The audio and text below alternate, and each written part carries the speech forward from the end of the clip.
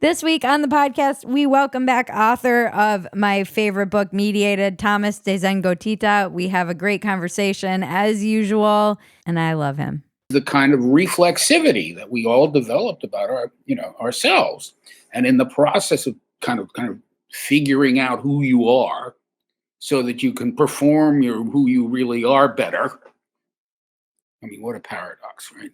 Yeah. I want to know who I really am so I can give a better performance of what I really am. I don't think people think of it that way, though. No, but that's what they're doing. Right. To just talk to anybody who's seriously been through therapy about why they're better and how they're better. And, you just tweak the lines a little bit and you'll find that they're saying, I found out who I really am now, and I'm not afraid to be myself. Well, that means that you are now, feeling freer to perform what you really are. It can't not be a performance if you're that self-conscious about it. This is Walk-Ins Welcome with Bridget Phetasy. I'm Bridget Phetasy, and you are welcome.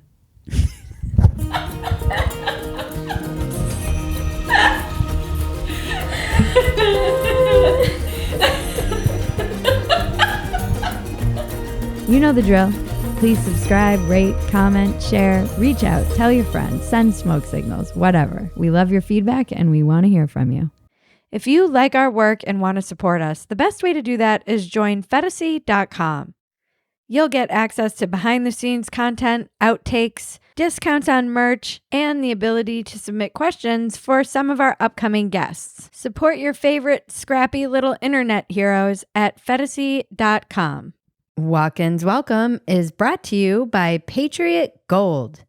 Call 888-614-9238 for a free investor guide today. All right. I'm back with my friend Thomas. How are you doing? I'm hanging in. Yeah? Yeah. We're going to talk about the autumn, my favorite season. October, me too. The best month. It really is the best month. Yeah, the best month. It is my favorite. I really miss New England falls. There you go. And now we're in Texas, so we get a very strange version of fall. Ooh. I remember fall in San Francisco. All I remember was the fog got worse, but I don't remember much else. Yeah, it's so cozy. It's such a cozy time.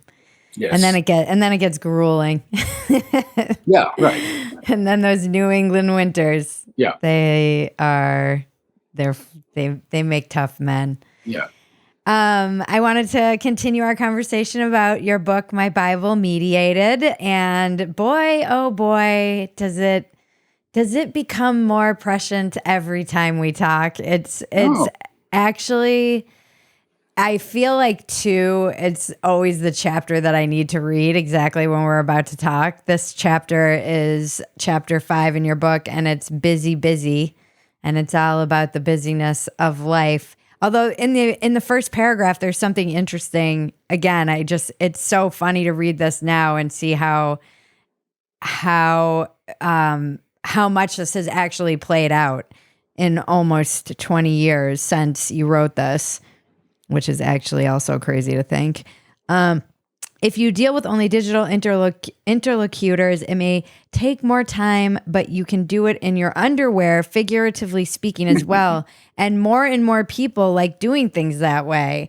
And I was thinking about the kind of rise of, as my friend terms it, the pajama jobs during the pandemic. Yeah. And we were just talking about this on one of my other program, Dumpster Fire, that's a little more satirical and comedy based, about how everyone just wears their pajamas everywhere now. Yes, all over the sidewalks. Very true. Everywhere. I live near Bard College, and every other student's in their pajama bottoms, at least. Yeah, and you say that middle class people used to dress up for social encounters of all kinds. They'll show these crazy videos of New York in the 40s and 50s, and people would be the doctors. Especially if you took an airplane. Oh yeah, that was like a big deal. You got really dressed up.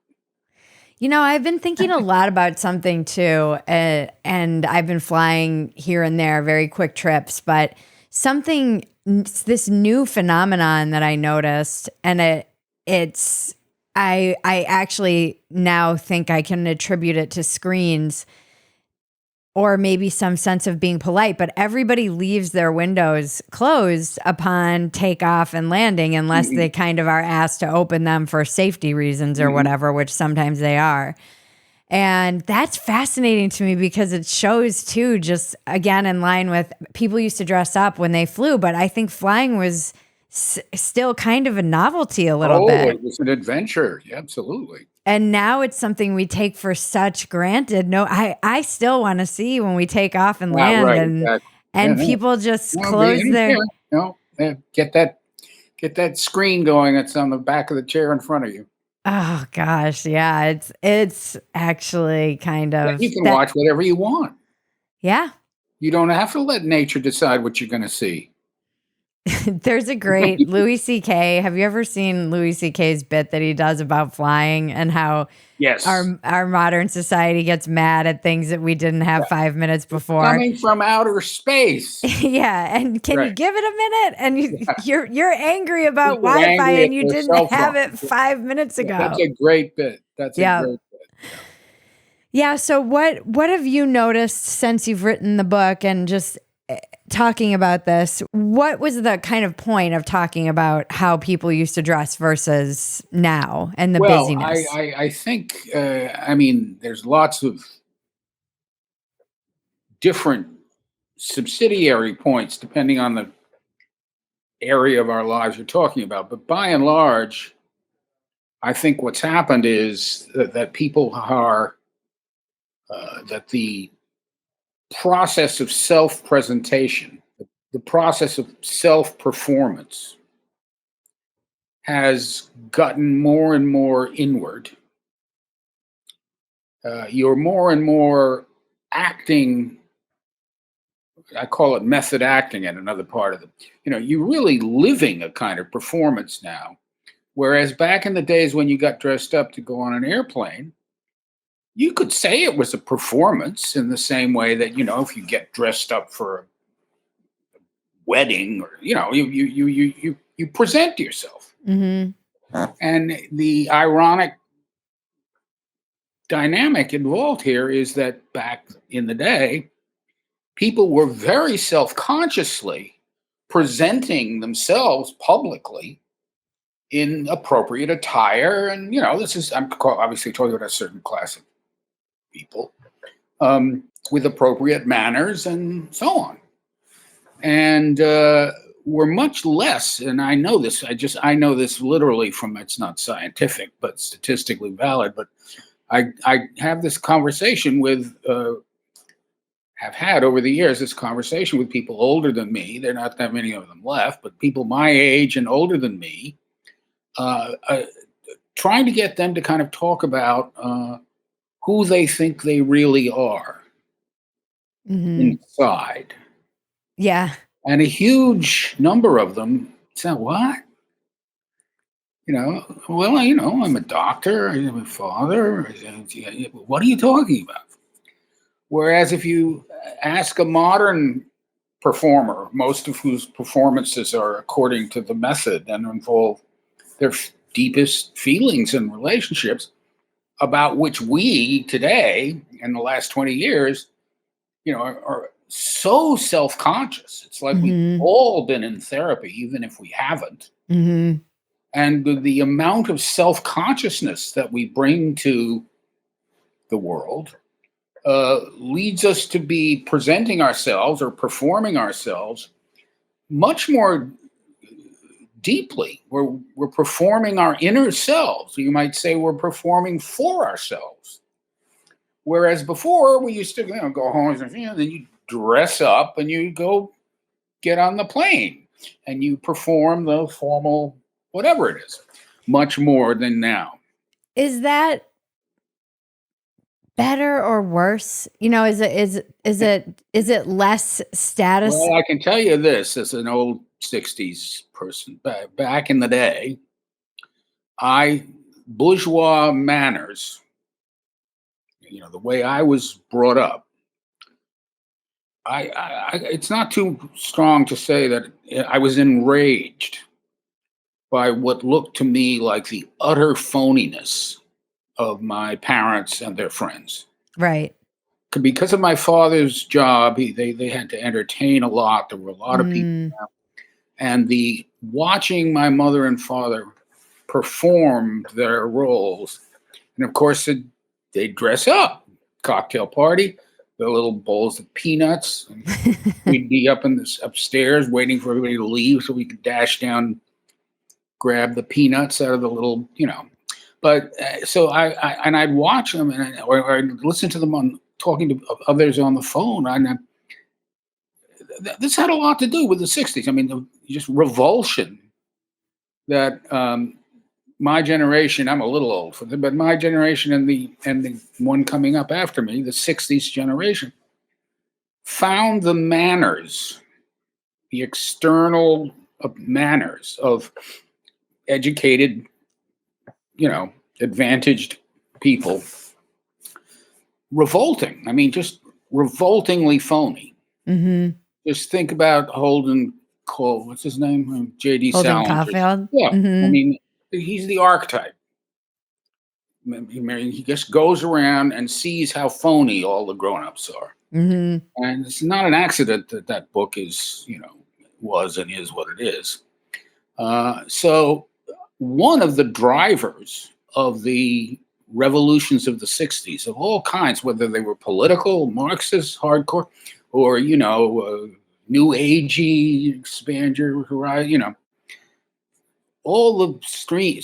One thing they all had in common was just a almost disgusted rejection of the phoniness of external self-presentation and performance of the kind that, we started with a little going on an airplane thing. Yeah, it's interesting too because it seems like there's more concern for what other people, or maybe not more concern, but there was a lot of concern about status and the way that you appeared and the way. But I don't know that any of that's changed. Well, I don't think it's Maybe changed in it's the just following sense. I think now you're not as likely to be worrying about whether you're wearing the appropriate clothes or saying how do you do, but you are really concerned with what people think about you, what you mm, are really like, and you want your authentic self to be known and right. recognized. So again, it's an internalization of what used to be an external performance. And part of that dynamic is performing for yourself. Ugh, Even when it's. you're alone, you're performing now. Can you explain that? And then back in the day, they weren't. I just know they weren't. I watched them, I watched them closely. And my poor grandfather, let alone my father, I You asked him, talk about your grandfather at the end of this yeah, no, chapter, I and I thought love that it. I asked him, he didn't even know what I was saying. And a lot of older, just the generation above me, the take it for granted that you get dressed when you go for an airplane. It was kind of like I often got the impression that the person I was talking to thought I was gay Right. because I wanted to know what you feel or what Right. you really like. Uh, but my grandfather, he almost literally didn't know what I was talking about. I mean, that's how unreflective he was. But again, is it a good thing? Was it a I really like so much in the book, I hate to keep beating this drum, but there are really good things about it. yeah. Without this, we'd never have the growing tolerance for different styles of life, Mhm. for gay couples, and Mhm. the tolerance that we've got for compared to the intolerance of ages past. That's a large. Not there's a lot of other things going on, obviously, but one of the key factors driving that is the kind of reflexivity that we all developed about ourselves. And in the process of kind of figuring out who you are so that you can perform who you really are better. I mean, what a paradox, right? Yeah. I want to know who I really am so I can give a better performance of what I really am. I don't think people think of it that way, though. No, but that's what they're doing. Right. To just talk to anybody who's seriously been through therapy about why they're better and how they're better. And, you just tweak the lines a little bit and you'll find that they're saying, I found out who I really am now, and I'm not afraid to be myself. And I say what, and I don't pretend. I don't. Well, that means that you are now, feeling freer to perform what you really are. It can't not be a performance if you're that self-conscious about it. It's funny. There's no way to be that self-conscious and completely natural and authentic. Right. My grandfather was authentic because he didn't even know what it meant when I asked him what he was really like. In fact, you can build this around that paradox, the paradox of authenticity. The yammering about authenticity and being real and stuff. Yeah. I mean, to people who are really real, talking about being really real, well, what? Yeah. What's your problem? Yeah. Yeah. So that right there is the kind of cutting edge of this argument. Gold has soared past $2,000 an ounce, guys. Wars in Israel and Ukraine and rate cuts on the table are fueling gold's meteoric rise. There's a direct correlation to the national debt and price of gold. In 2020, the U.S. debt was $23 trillion and gold was $1,500 an ounce. In 2023, the debt is 33 trillion, numbers you cannot even get your mind around, and gold is over $2,000 an ounce. Donald Trump warned the U.S. dollar no longer being the world standard will be our greatest defeat in 200 years. Call the proud Americans of the Patriot Gold Group today before it's too late. Mention Bridget Phetasy, and you'll always get best-in-class service from Patriots protecting Patriots. Patriot Gold Group has a no-fee-for-life IRA where your IRA or 401k can be in physical gold and silver, and you may be eligible for the no-fee-for-life IRA on qualifying rollovers. Call 888-614-9238 for a free investor guide today. Patriot Gold Group is Consumer Affairs top-rated gold IRA dealer 7 years in a row.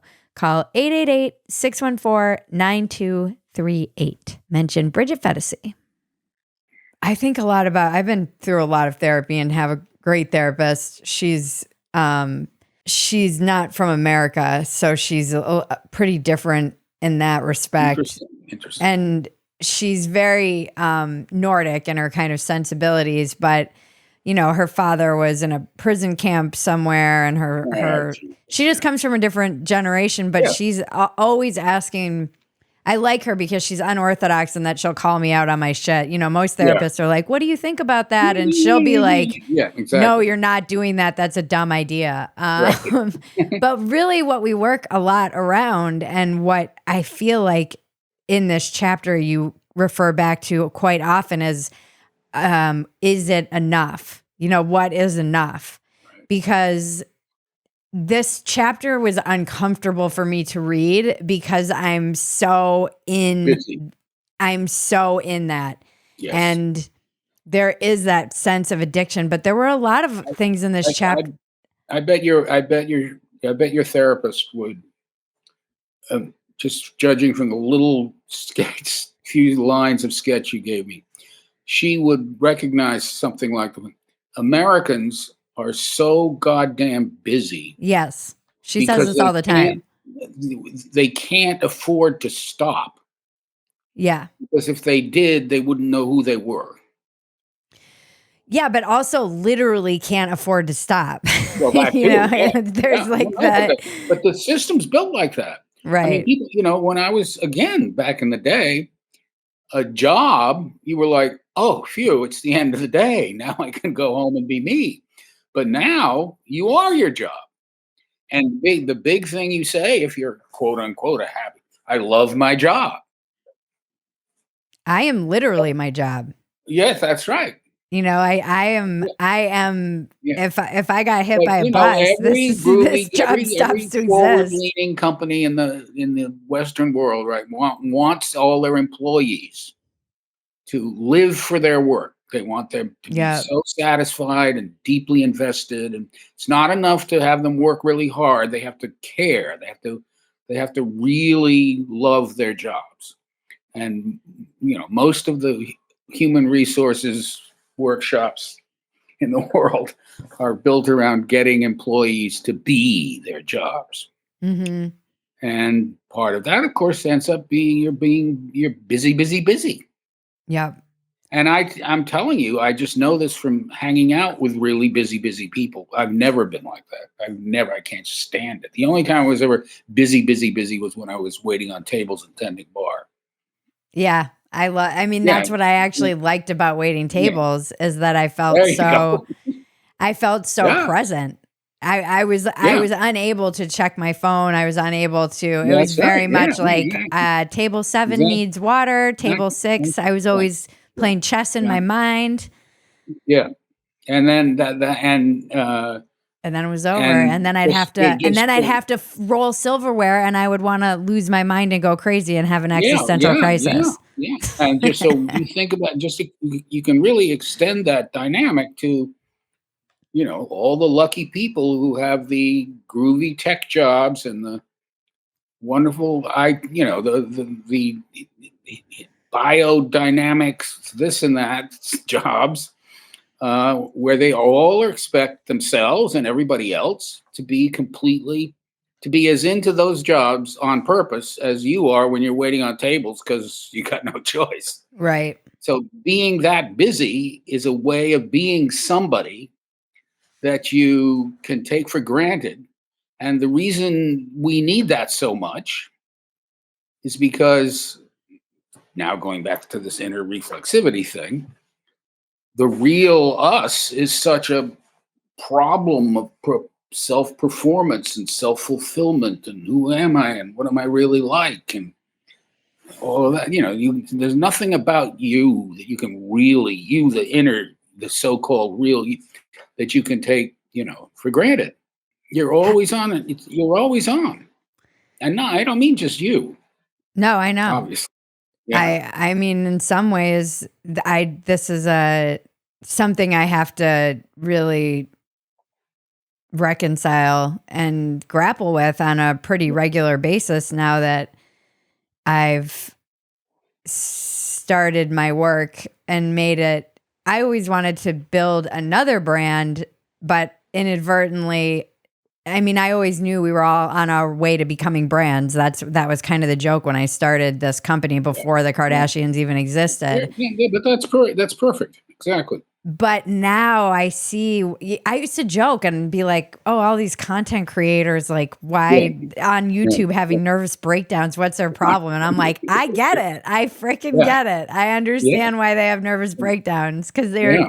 the feeding the algorithm is Yeah. relentless. If you think Yeah. like corporate America is relentless, try and feed the freaking YouTube algorithm for Yeah. a Yeah. job. Yeah. And Yeah. people will say like, "Oh, it's a dream job and it's not work." And it's like, do you know it is work though? Do you know what goes into Yeah. these things? I watch these Instagram videos now that of people making food, and I'm like, "Oh my!" One of my friends is one of the woman behind the kind of everything is cake movement. I don't know if you caught any of that. It was basically like this kind of hyper real. She's a genius. She comes out of the art world, but she can make anything look like cake. And it got caught on during the pandemic, her videos, and she kind of blew up. But my cousin Maggie and I, who make all of this content, were watching her videos, and we were like, this is so much work. And I'm sure they have a rhythm and a routine, but just I know what goes into like those 5-minute videos Yeah. for it. It's insane. And then Yeah. because I used to watch these workout girls and they'd have these breakdowns. I'm like, what's your problem? Right. And now I have a lot more compassion for those people who are trying to do that. And I also understand from the perspective of people who are constantly telling me to get a real job. I get that sentiment. I don't I had a real job for many years, what they would consider a real job, being manual labor on my feet. But even then, it wasn't considered a real job by the people who had real jobs. The real jobs, no, that's not a real job. That's what you do to make a living while you're looking for your real job. I mean, the idea of a real job is so funny to me. The one that's really expresses who you really are. Is that what a real job is? Like, I still have no idea what a real job is. That's what they're trying for. It reminds me of what you talk about, like real time. I was thinking about this weird, okay, so what is not an unreal job then? The list that you're talking about, the real, unreal, real. I mean, I can't remember it all, but I spell it all out, and I'm only half joking. That's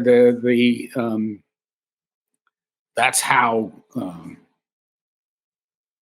subtle the distinctions between the various kinds of realness have become.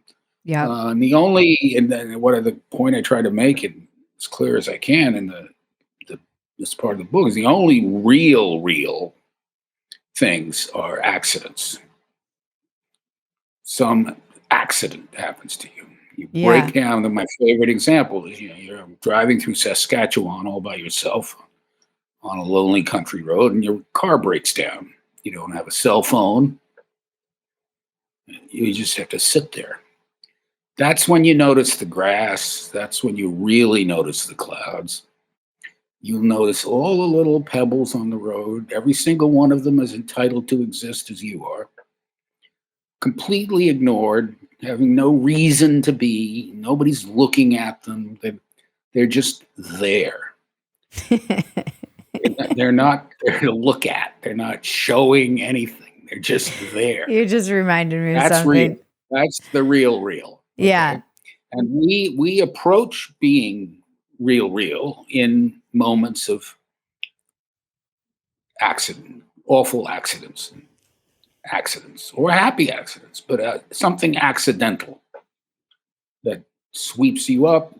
If you've ever been in a bad car accident, you'll know what I mean. Yeah.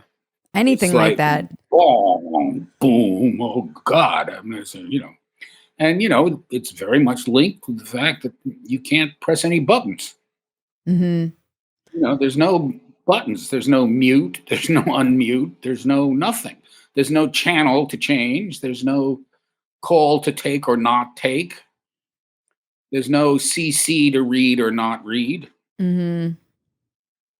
I mean, all this started, I think I've said this before on your show. I'm sorry, but it's so important to me that this is how I wouldn't get an answering machine when I. Oh yeah, that's in this chapter. Yeah. And I mean, I just didn't want a fucking answering machine to come home with the light going, I just wanted to come home. Yeah. I don't want to outside, if the phone rings, I answer it. If I don't want I'm too bad for me. If I don't know who it is, I don't know who it is. I have to just answer it. That's like a little accident, Now, of course, I'm not going to talk to her. Options. Unreality equals options equals blobby equals reality equals no options, accidents happening to you, and da-da-da. And people got dressed up to go on airplanes back in the days of external performance. That was when the world was so much less in your control because it was, quote unquote, the real world and not the screen world. I mean, the amount of time we spend, not just on the screen world, but on that margin between the screen world and the real world. Yeah. Here we are together at dinner. Oh, just a second. Oh, look, it's Patty. See? I mean, I wrestle with this with my daughter. That's a little dachshund, I wrestle with this. All of her grandparents are out of state, so she FaceTimes them. But now she's spending time on a screen, and we'll take videos of her. That's a good example of speaking as a grandfather who gets lots of FaceTimes with his grandchildren that he wouldn't otherwise see. when you always ask me, is it good or bad? This is an area where I'd say it's mostly good. Right. I mean, Except she's very mostly good. Yeah, exactly. self-aware in Yeah, ways a that little too much. It's mostly good. It's not all good. I took a video of her the other day she was playing with a phone and she was like, hello, Yeah, hello. there And you it's go. hilarious. Yeah. And then she wants to watch it. Yeah. And I don't know if she realizes that it's her yet because she's only 18 months, but she's just fascinated with this video and she wants to watch it over and over and over again. And I'm like, what is this doing to her She kind of brain? knows. There's mirrors around. She knows. Yeah. It's so, just, well, there was this. So this was what I thought of when you were talking about being stuck in wherever that is, Saskatchewan. There was this video that went viral last week, and it was a person. There's this whole new kind of genre of videos on TikTok that we would call like Gen Z discovers. And this week they discovered silent walking, and it was this woman taping herself. So she's still self-reflecting, but she's talking about how her boyfriend, who clearly must have been like over the age of 40, dared her to go on a walk without her device and not tape it and not have her headphones in. And she talks about how she discovered her inner monologue. And I was like, how is this any different? What's interesting is we've almost come full circle. So the generation that your grandfather was, who was not really aware of his inner monologue because he didn't have therapy and wasn't reflecting and didn't know what now this generation is so plugged in, they're shocked when they discover they have an inner monologue. She's talking about how she's like, I just hear my thoughts. But that's again, it's really important to distinguish between the shocking realization that you have an inner monologue in the sense that you're describing it with this woman who took a silent walk. She's walked like this is this is like novelty for her. But what inner monologue means in that context is a sense of themselves that isn't immediately completely infected with images of how they should be and how they were and how they are and how other people are. In other words, when you're saying inner monologue in that context, it's what the woman is realizing that she has a separate inner self, not one that's fused completely with all the shit she's constantly consuming, which becomes part of her inner self as a mediated person. That's what it means to be mediated. Yeah, there's a line in here where you talk about how our brains have been colonized basically by that's it. All of this. An old friend of mine, and I think he's gone now, but he resisted this whole. He was making a career in media and education, and he really didn't like. He didn't want to hear. He didn't want to listen to what I was saying. He wanted it all to be good, And I remember him finally. It was really gratifying for me. In some conversation, he said, I'm not going to be able to die without performing my death. What does that mean? And it means he's going, I'm dying now. This is the death scene. Oh. Right. How am I going to play myself dying? Well, this kind of there's a couple of lines in this that I needed you to explain to me because I just am not smart enough. Summing up performative habitualities in a mediated adulthood that dims down the horizon of options through immersion in a numbing routine allow many of us to feel reflexively real. Can you just break that sentence down for me? That's the part of the busy thing. If you just think about what you said about with the waiting on tables, because that was really just so right. And if you're really busy and waiting tables, you don't have to choose much of any. Shall I take out the steak before I bring the pudding to the other table, or shall I have that's it. Your range of options is like nothing. Yeah. And you are more or less entirely driven by the necessities of the moment. Yes.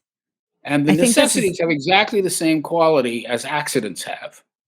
Namely, they're not in your control. They're not options, not unless you want mhm, to get fired. I mean, if you're mhm. going to do the job, you just up comes the burger, out goes, oh God, I forgot the mail, keep going, and So you're just busy. You're so goddamn busy.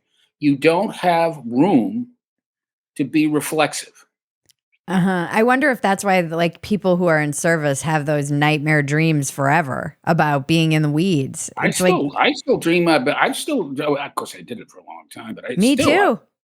I still have But dreams people about who are writing out working papers. like desk jobs aren't dreaming Yeah. they're in the weeds. Depends on the job. Yeah. I bet the people who are constantly answering telephones Yeah. Have dreams about with that. very similar questions. Yeah. Mm. Um, but anyway, the necessities of that kind have the same quality that accidents have, in that they remove the reflexive distance between you and whatever it is you are at that moment, whatever you're doing. Mhm. You lose for that moment the field of options that's normally around you when you as you live as a mediated person, that is to say, half in what we used to call the real world and half in what we call the representational world, both of which now have fused to the extent that they are the world we live in. And so the world we live in is now full of buttons, and that's just shorthand for choices, options. Only it's not. It's not. Shall I take table seven's dessert out before I bother with the steak for table one? It's which aspect of myself do I feel like celebrating? Which part of me am I inclined at the moment to fulfill and express or escape from or whatever. In other words, you've got choices, buttons for fairly deep psychological stuff. So, and again, going back to the comparison with the external manners of the bourgeoisie in the 50s. You're choosing between versions of yourself that you're constantly playing. Mm. I had this So moment. now I'm Yes. going. Now I'm going to be a mommy. I was just thinking this because I had this moment yesterday in the kitchen where I was with my daughter and my in-laws are in town and they're staying with us. And I was like, am I acting right? Yeah, I had yeah. this moment where I felt like I was playing a mom. Mhm. And I was Yeah, like, am I that's right. just turning it on because my Yeah, in-laws are here? yeah, And I might be, but it yeah, was this very strange moment of like, am yeah, I playing at being a good mom right now? Or am I yeah. like this all the time? Or am I just m- being this way Well, because there's I would observers? put it to you that in a much more subtle way than the actual presence of your real in-laws, there is a constant kind of critic monitor in your head that is in a much subtler way is saying, you know, am I just playing mom now? Am I really listening to little whatever her name is? Yeah. Uh, or am I? So you're again the amount of self consciousness that goes into just going through your daily life now, just because you can't help it, because you're constantly looking at reflections of yourself, literally reflections of yourself, but also other people saying and doing things that overlap with what you say and do, and therefore reflect on you in one way or another, even though they're not you. I mean, that's what you constantly. I don't watch fucking TikTok or but one of the driving forces for Instagram and all that stuff is comparing yourself to these others in the mirrors of the Instagram posts. Mhm. That's a process of self construction that you're unconsciously carrying out all day long. It's weird too. This week or the past couple weeks in particular, you pointed to something that I've been thinking. I forgot to tell you too. By the way, side note, I quoted you in an article that I wrote, or I quoted your book in an article I wrote, Justin's helmet principle. I'll send it to you.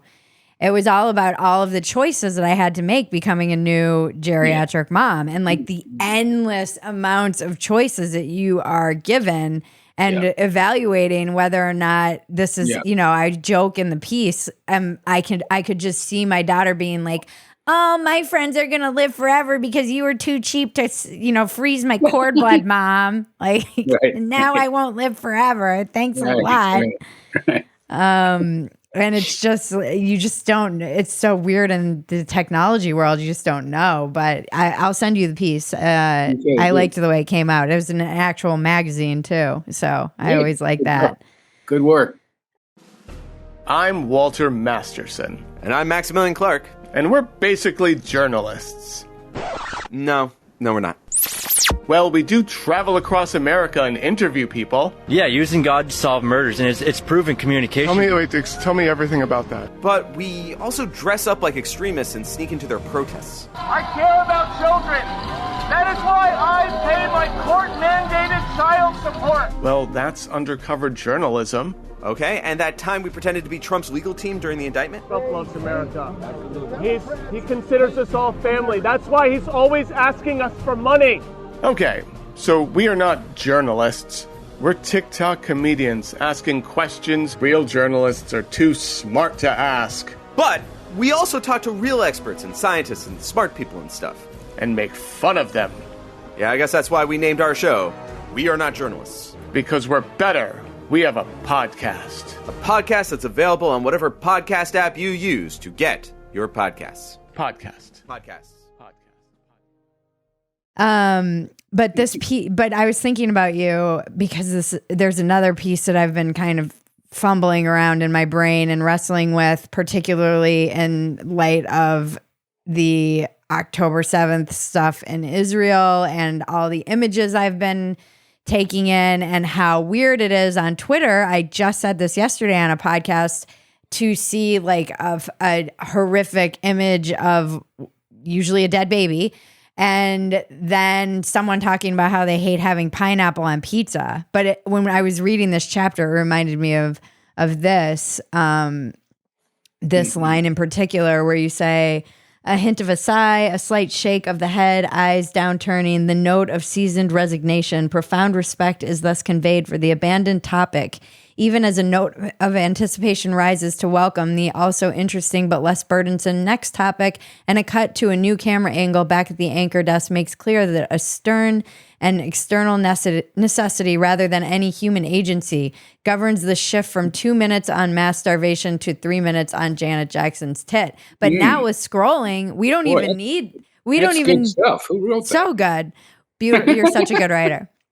But now we don't even, first of all, we often don't consent to what images we're seeing because we're scrolling.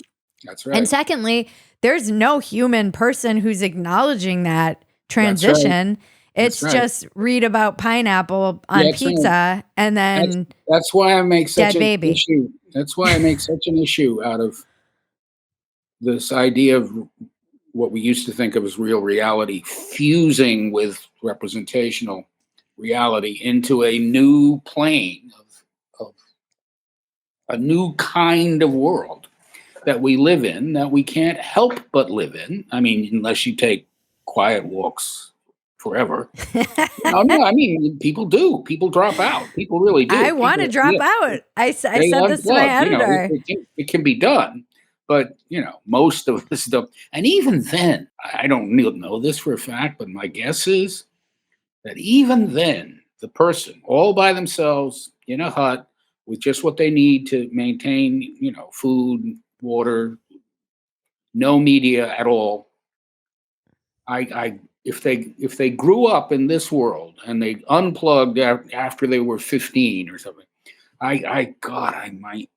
every instinct in my body tells me that 10 years after they unplug, they're still walking around performing their unpluggedness. I mean, this is my obsession with the homesteading movement. So there's a whole online homesteading movement, and there are all these Luddites who are like, we're canning our food. And I go down these rabbit holes and I'm like, but you're still online performing and actually this is how you make your money, is performing, being a homesteader. But this, you're not including all the fucking work that goes into being an actual homesteader. And But most even without that part, even by if they the way, really are alone and they're not, they're not showing themselves at all. They're really not. I don't think it's possible after the conditioning of this I don't know how long it would take to really just be there like a stone for my grandfather. I don't know how long it would take to get rid of the idea that, I'm unplugged and authentic now. But isn't that the whole idea of meditation, is to kind of get outside of that matrix of your own mind? In ways that I've recently, not practicing, unfortunately, but I've been thinking and reading about it a lot. I think the goals of meditation, although they involve abstracting yourself not just from the mediated world, but the humanly the humanly constructed world, the world of habits and categories and concepts that you inherit as a person in society, of abandoning those and somehow being with or being in whatever is left over after all the, not media now, but all the human categories and concepts that we, no matter what culture or society we're in, it doesn't have to be mediated, that we live in. The ultimate origin of mediation is language itself. And I just allude to this very briefly in the book. At one point I was thinking of, going on with this before I changed my mind. But language itself imposes, itself on your experience and forces you to live through categories that you didn't create. Now, if you're, smart and reflexive, you can use them. That's what poets and writers do, and you can make them your own to some extent. But, ordinary, normal people don't do that. And so mediation is part of the human condition, if you want to think of it as going all the way back to language. Again, what's happening now is we know it. When people just grow up in a regular society before the media, they don't think of their languages as mediating between them and the world. They just talk. Right. But now, because this world is so mediated and we're so reflexive and aware of it, we're not only totally mediated, but we know we're totally mediated at some level. And we sort of collaborate with the condition of life in a world where you have to perform to be. What do you think it's doing to us that, you talk about that shift from 2 minutes of starvation to Janet Jackson's tip, but now that's been condensed to scrolling just quickly through. What is your kind of guess or take or thoughts on again, don't forget to tell people about the last chapter, which is my favorite.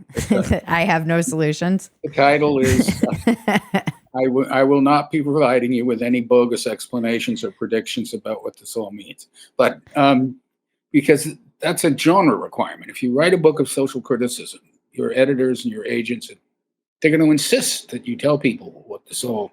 Trust me, Thomas. Yeah, I'm running in. It's why I haven't sold a book, because they all want me to go and tell people to vote this way, or tell people to. A diagnosis is not sufficient. You have to cure it, or at least explain it to the point where people will feel like they can set it aside.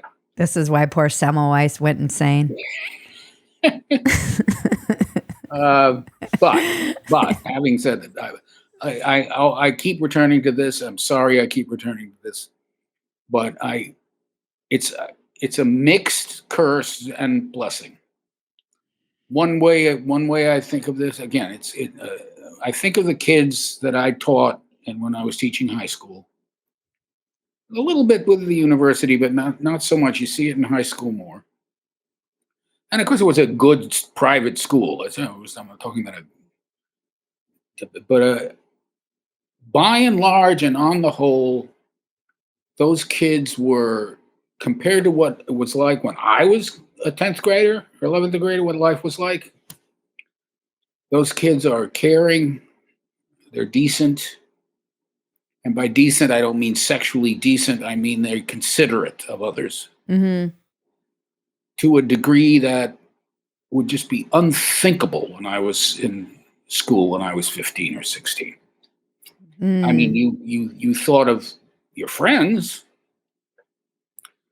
but the general impression I have is that most young people today who've lived through all of this that we're talking about and live with it are pretty damn good compared to what we were like.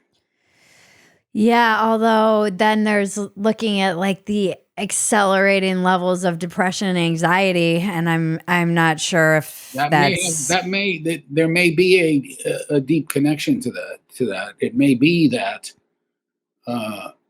people are less likely to get depressed or anxious if they're absolutely certain about stuff.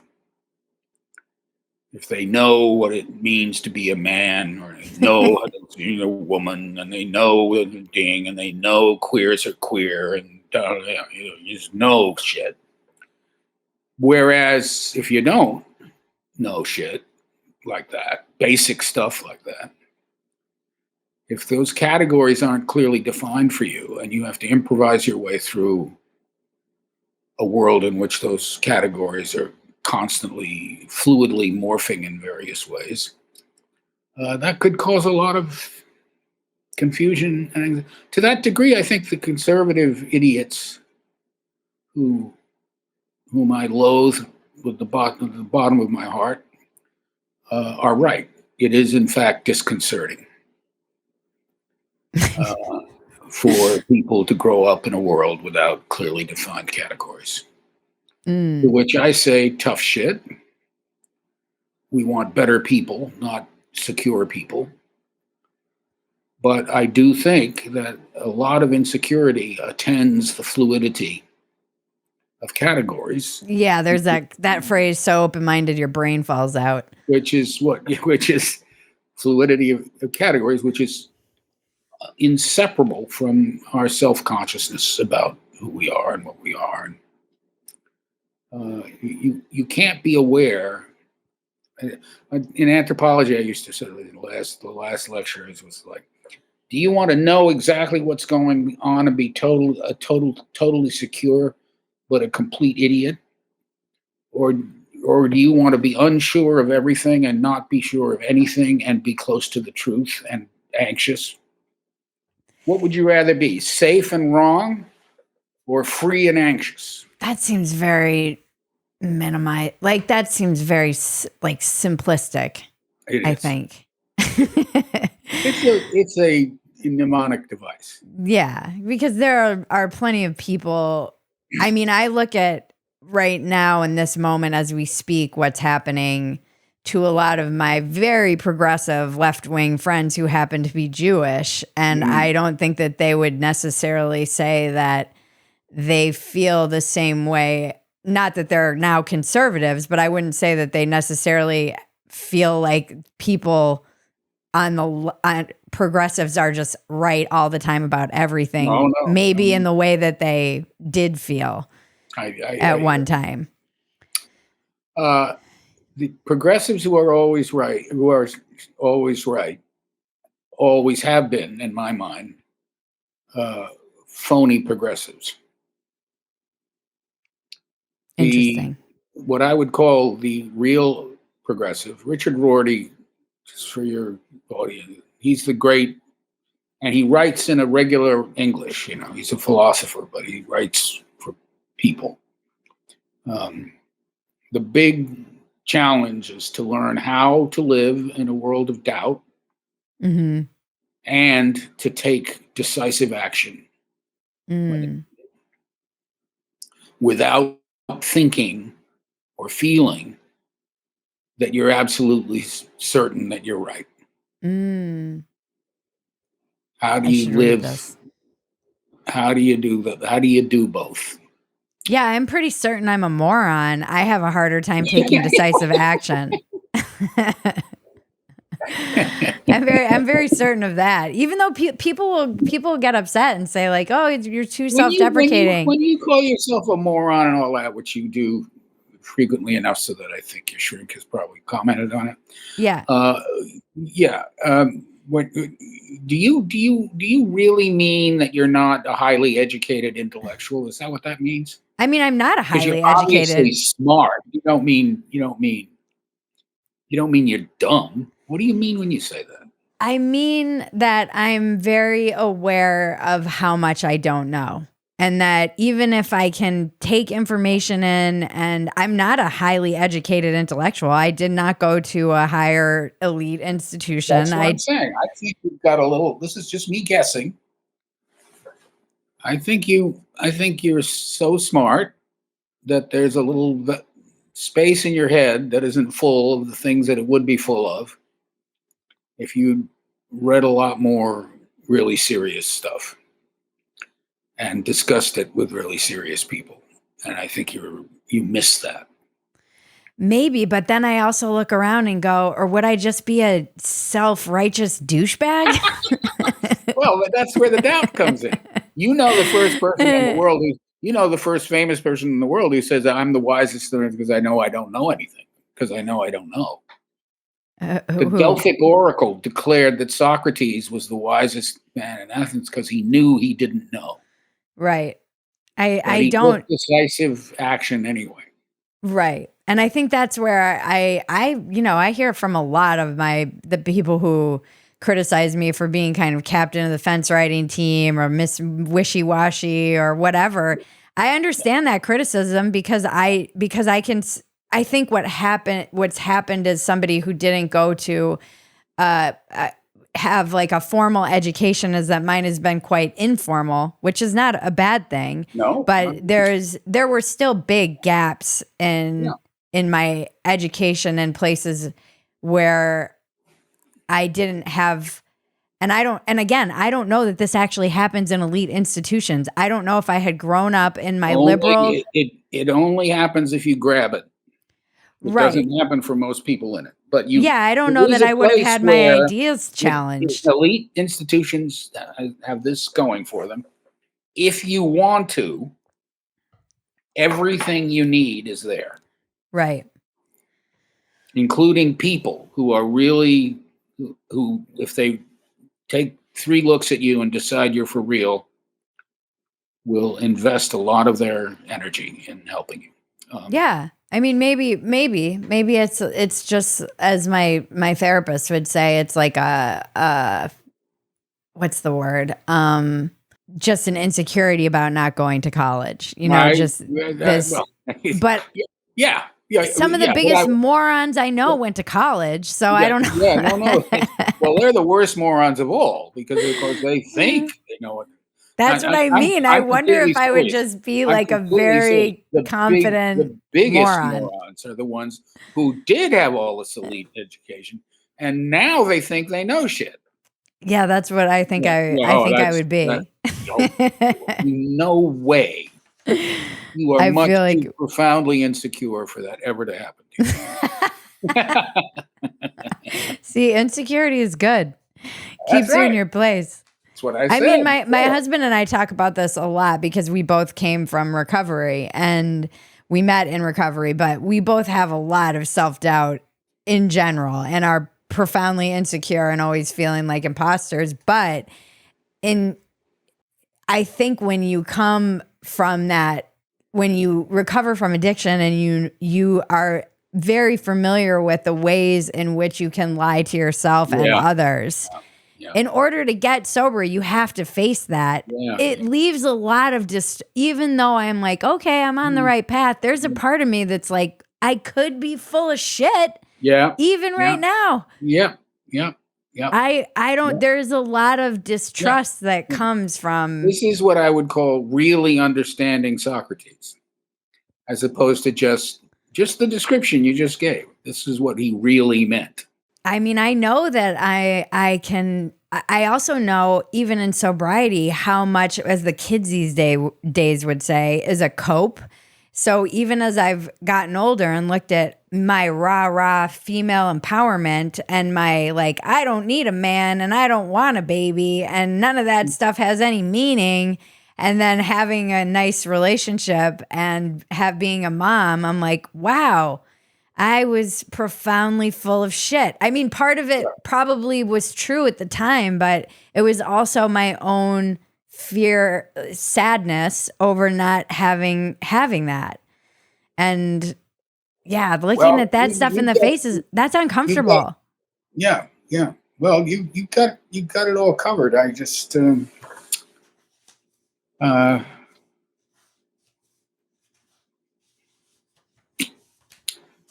I don't know how to put it.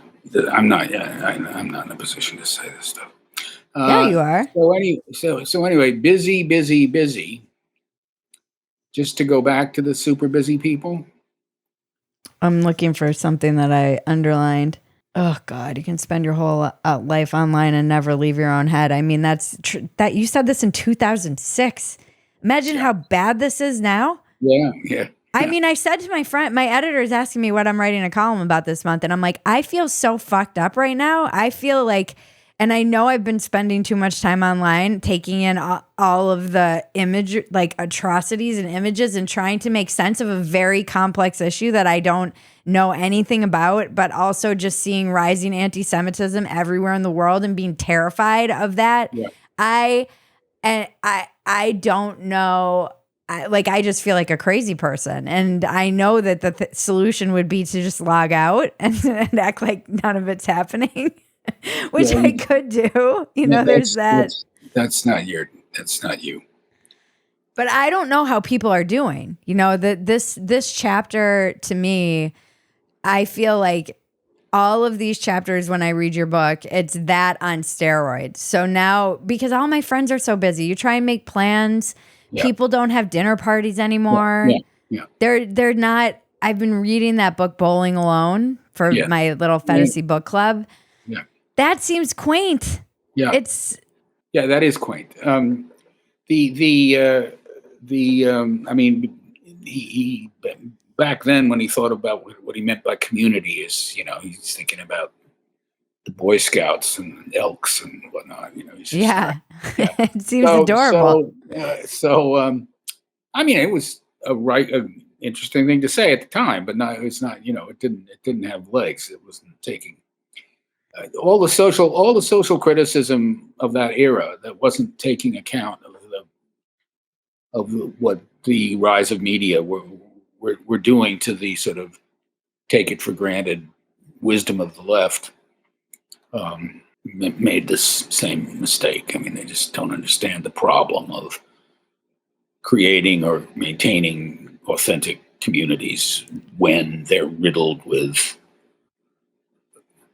mediation from every direction in the world. You just can't do it. And I think the word community itself has been subject to the process of mediation, because people will say, I'm part of the gay community, but the gay community isn't going to show up and bring you soup when you're sick. They even go, what did I read? Some guys, they were talking about spies, and he was in the intelligence community. They were literally talking about professional spies from different, countries as being a community, because whatever. No, these words just run away with people's heads. But anyway, the busy thing, I just want to get back to the thing, that weight, because that, to me, the linchpin of this conversation has been your recollection about what it's like to be super busy as a waitress. And what I'm trying to get across with the busy thing in general in that chapter is that an ideal of busyness has emerged along with these media, so that people can glide over or past or not feel the constant barrage of insults of options that make it more or less impossible to know what the hell's going on or who you are or what to do by staying really busy. Mm. And I had a very illuminating period. I was doing some consulting work with a team of educators who were working on the new media in the classroom, things to do in classes with digital technologies.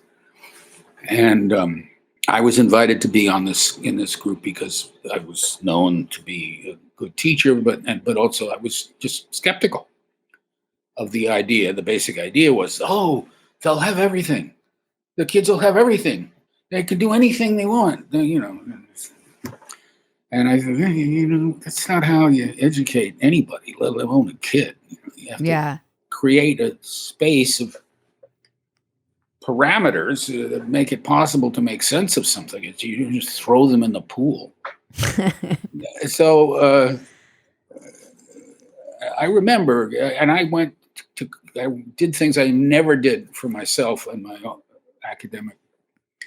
I went to conferences. I sat on panels. I did all that shit I did as part of that job.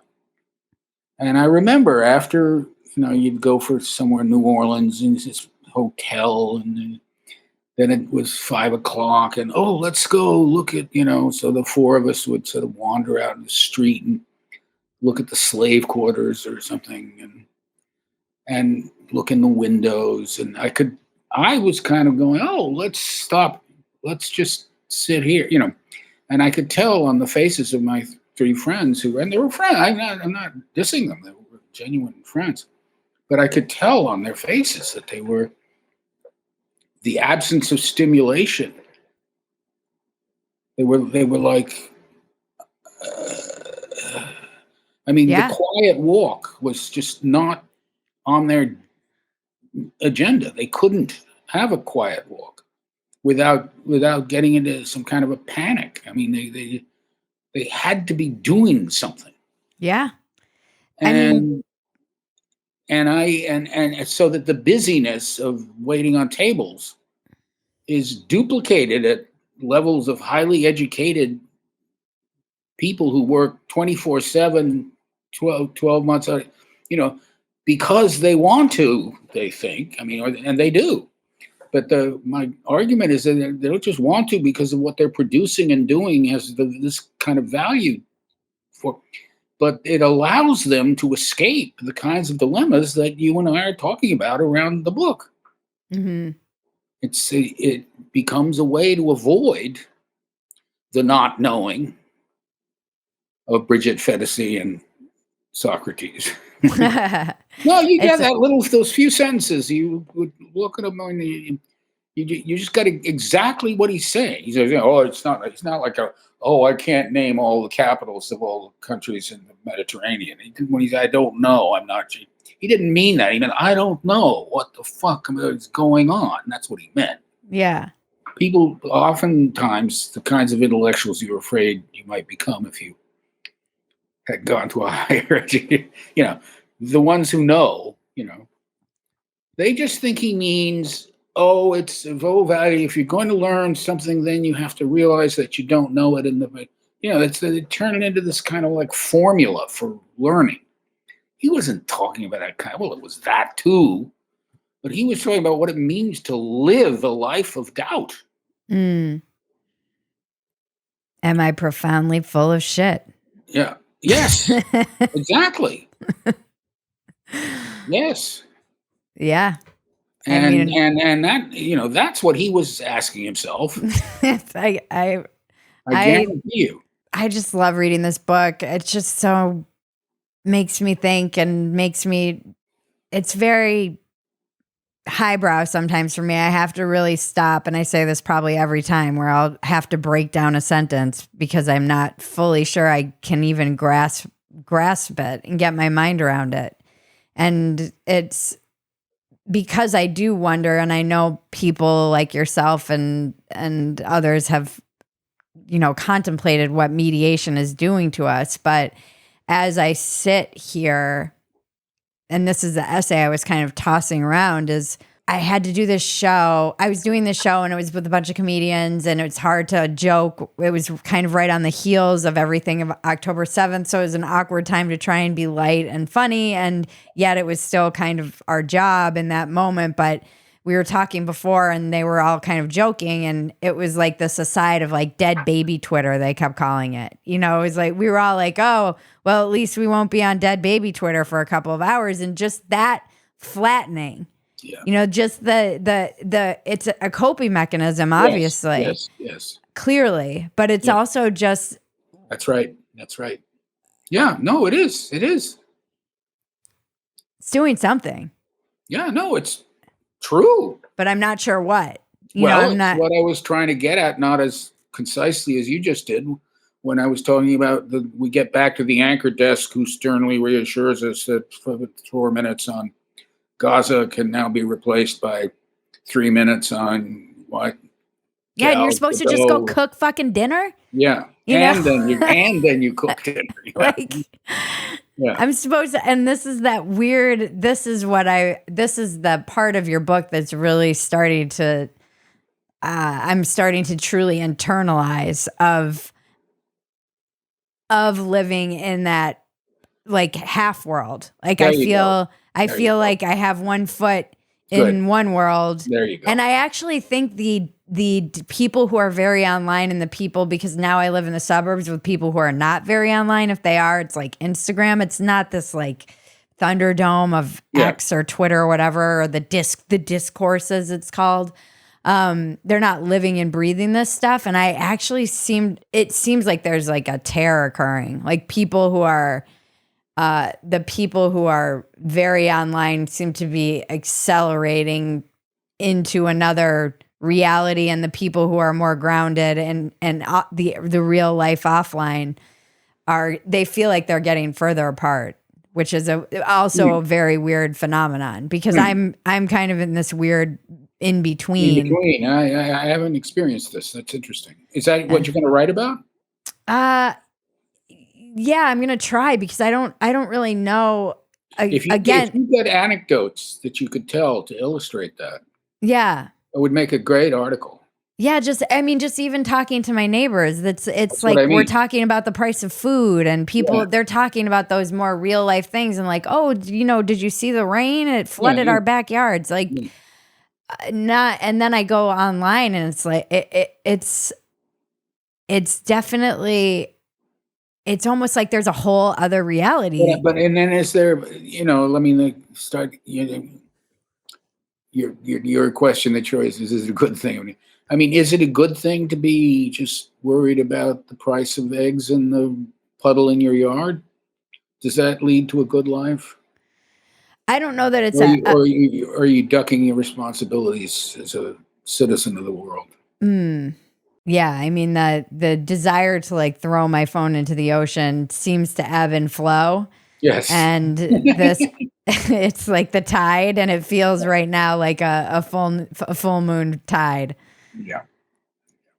But then so this is something that, and I know you have to go. It's just this the thing I'm trying to balance or write about or process is this. Witnessing versus rubbernecking is the only way I can explain it. That's a beautiful distinction. Am I especially with like growing up with a distinction? Thank you. Witness carries these, religious connotations, not a specific religion, but you bear witness. Completely different thing from rubbernecking, even though you're not doing anything. Which feels very lizard brain and human. So and this is the weird thing of being online right now. As I pull away from it, I am coming from the generation that was raised in the shadow of the Holocaust. A couple generations down. There was always this refrain, like, never again, don't turn away. We don't turn away. We don't look away. Yeah. So there's a part of me and I don't want to turn away from the suffering in Gaza either. So it's like, I don't want to not witness this, because this is how atrocities occur. But at the same time, like, there's an icky feeling that rises That's right. where I'm like, this is also rubbernecking. That's like right. I That's know right. that That's right. there's a lizard brain part of me that's just Right. morbidly Well, curious. see, you're there again. I understand now what you mean by internalizing this idea of a foot in both worlds. The fusing of these two worlds. I mean, you really are experiencing what I was trying to get at when you talk like that. It's also, it's impossible to bear witness without rubbernecking under these mediated conditions. But it's not the same. It's not the same. No, It's not the same as going to a Holocaust site and seeing the tangible shoes and there's the heaviness and the gravity and the luggage and the material things that left. It's like online. It's different. It's a different kind of witnessing. I know, but it's still a show. Yeah. There's a little thing in the book, isn't there, about if you really want your kids to never forget, look for it. Yeah. I think we're getting to that chapter. If you really want your kids to never forget, here's how to do it. You remember that part? Yeah, I do. It's in the. I think it's in our never upcoming. Let them see an image of anything, not a shoe, nothing, until they're 13 or 17 or whatever, and then once take them into a vault with the most vivid depictions of the horrors of the Holocaust, just once. Never again. They never forget, believe me. And that's what I worry, though, is that seeing all of this mixed up with pineapple pizza tweets That's the thing. That you become desensitized to it. That's the point of my little thing there. It actually makes us more bloodthirsty. That's why I made that little faux suggestion of it. I had to get it away from the pineapples. Yeah. All right. I Bridget. adore you. Thank you so much. Listen, kiddo. If you want to send me a draft or whatever of any article you're working on or whatever, and it wouldn't be, I'm a teacher. I know how not to tell you what I would say if I were saying. In other words, I would try to help you say what you're trying to say. That would be amazing. If you would like me to look stuff over and comment, I'd be happy to do it. I would love that. And I will send you that article that I think they put up digitally now that I talk about Justin's helmet principle, and hopefully I got it right. All right, kid. All right. Thank you. Of course. My pleasure. It's always my pleasure. Take care. It's my pleasure. Thank you. Hold on to your jingle bells. Pluto TV has all your holiday favorites for free. Enjoy our season's greetings category with 9 holiday channels, including holiday movie favorites by Lifetime, Festive Fireplace, Holiday Lights, and Hallmark movies and more. Download the Pluto TV app on all your favorite devices and start streaming holiday favorites on live channels and on demand. With thousands of free movies and TV shows, Pluto TV is your home for the holidays. Pluto TV. Stream now, pay never. It's time for the weekly check-in with Bridget and cousin Maggie. All right. Well, we're in housekeeping mode. We're in major housekeeping mode for the end of the year. Okay. So for people who subscribe, we've moved our domain. Yes. Which is a Phetasy.com. major project. Yes. And now it's pointing to our Substack. So if you are a local subscriber and you're wondering what happened to locals if you go to Phetasy.com, just go to Phetasy.locals.com and you will be able to go there.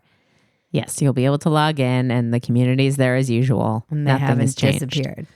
And if you're not a subscriber, why not join us over on Substack? We moved the domain. We were going, it's a long story I won't bore you with. Anyway, it points there now. Everything we need is now at Substack because they also moved into the video space. So now they have video and podcasting, and they also have writing. Basically, we could put everything we do in one place, which has been the dream for a very long time. Because we've been chasing the dream, guys. We've been chasing the dream since 2006. And I have been chasing the tech around the wild west of the internet. Yep. And first I went to Patreon because it was the first. Well, I built a subscriber site. And because I'm an idiot in 2006 and didn't think big enough, I didn't think to include other people. And that is why I am not a billionaire now.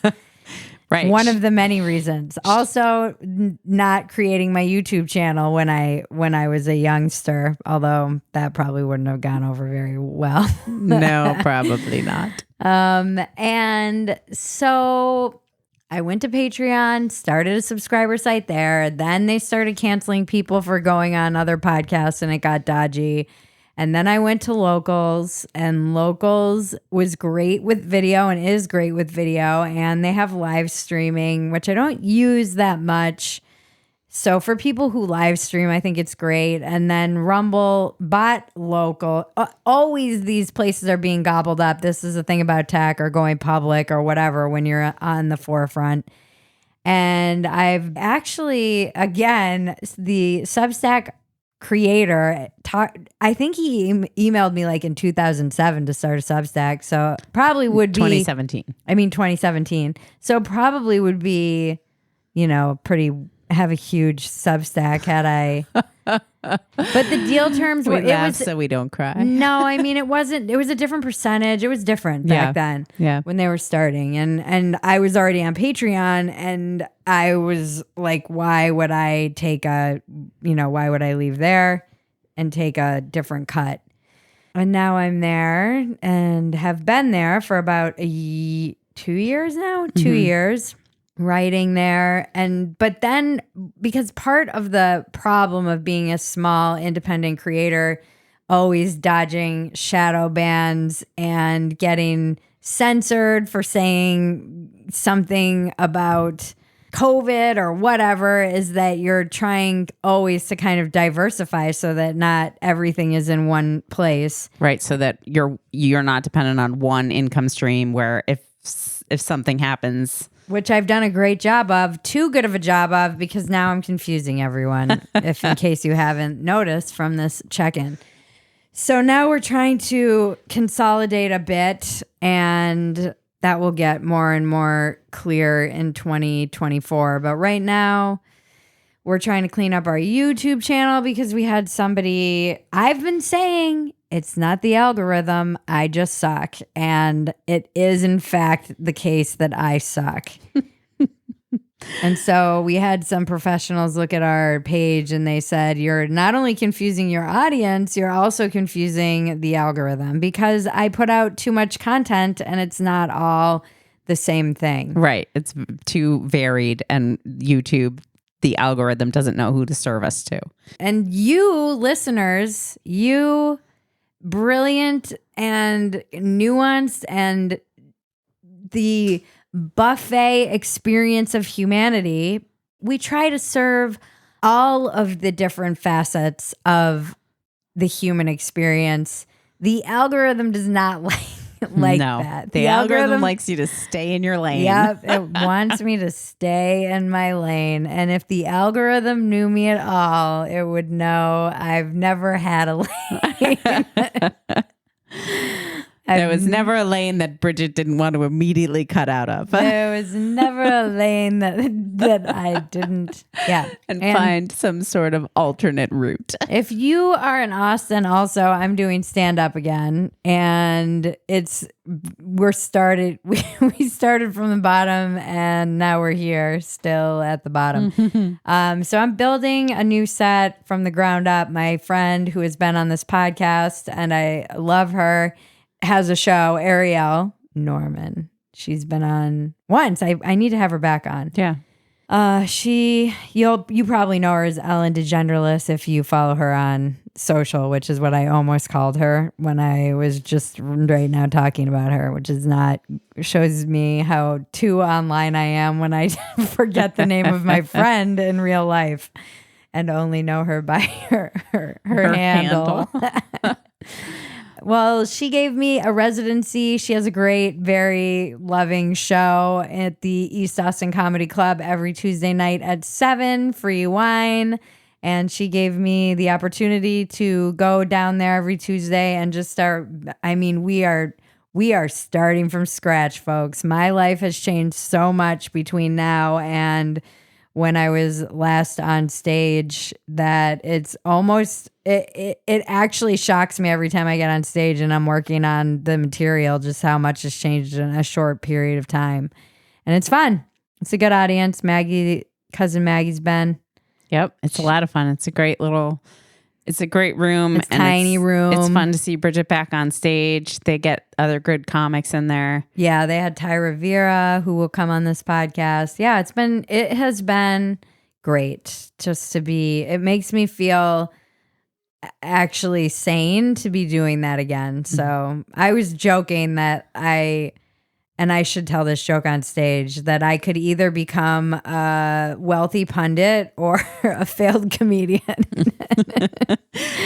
Guess which one she chose. And I think I'd rather be a failed comedian than a successful pundit. At least I won't hate myself, but I'll probably still be poor. Yeah. Yeah. So there's a lot going on. A lot. So Substack, Dumpster Fire was a podcast RSS feed that was audio only. We transferred that over to Substack, and now I'm going in and replacing all the audio files with video files. So all of Dumpster Fire will be there with all of the mostly unedited versions.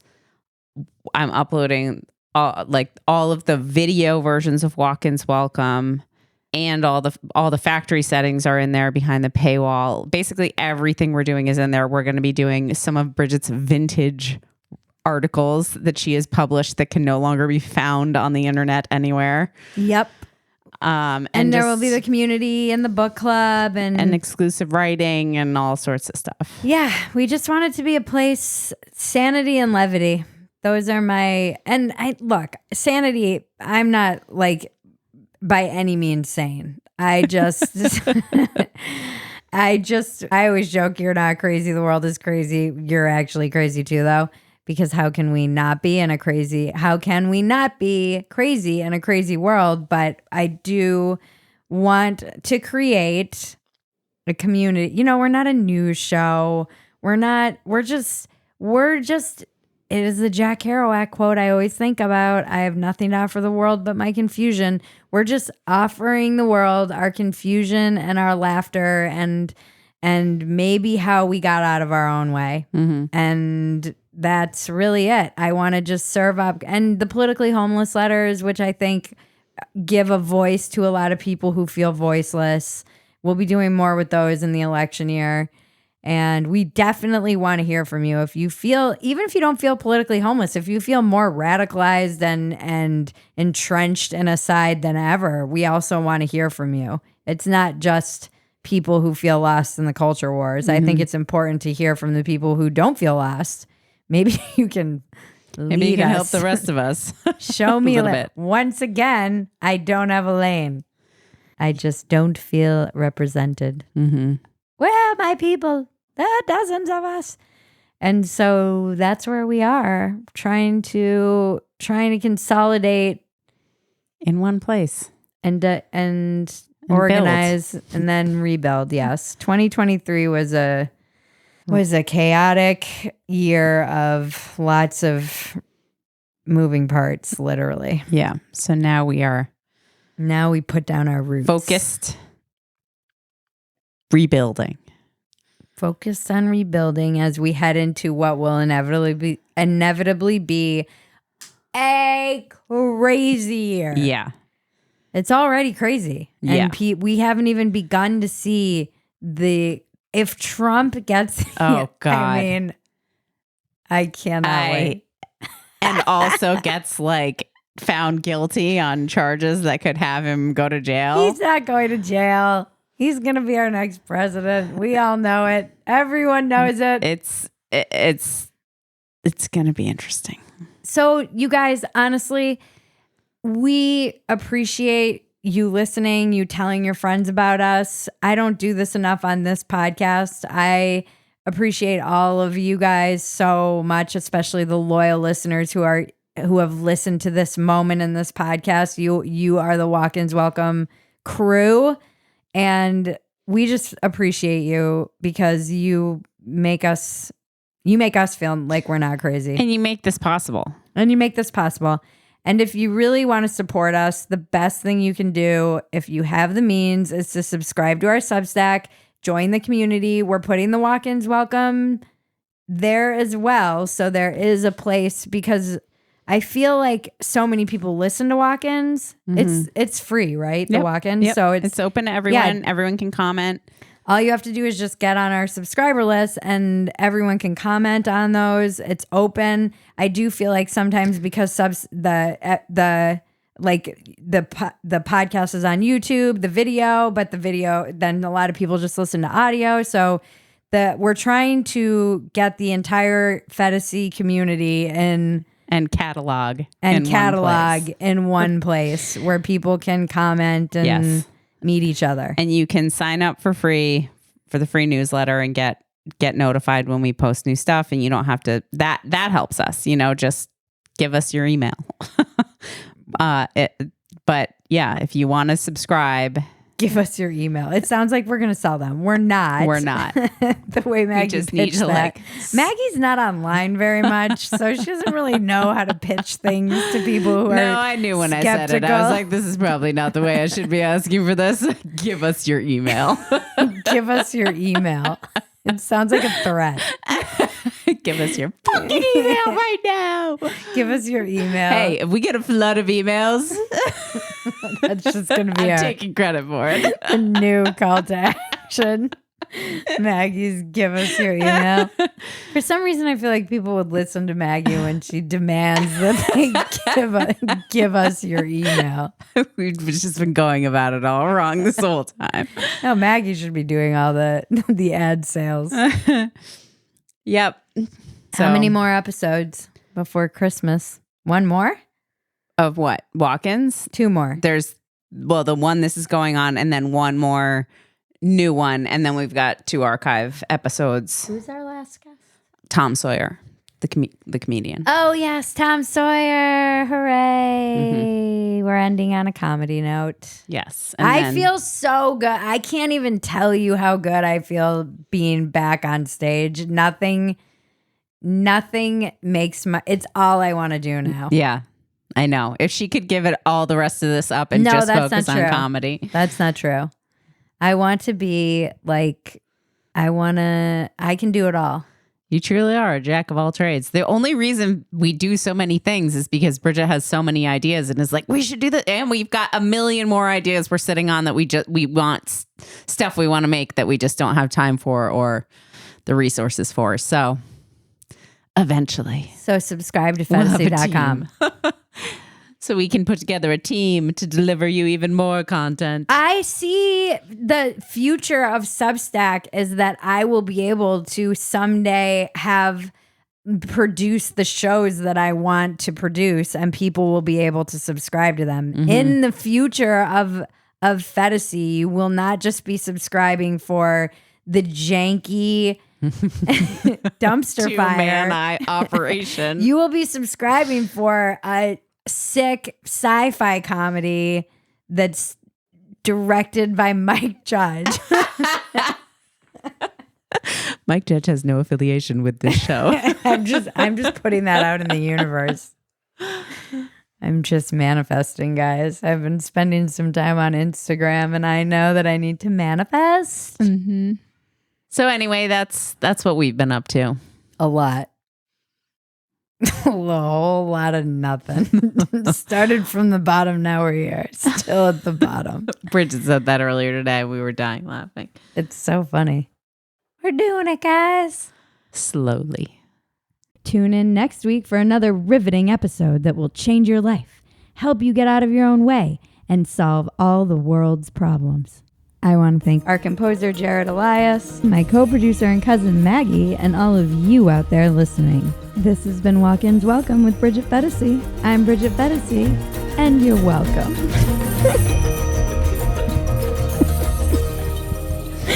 It's the dumbest line.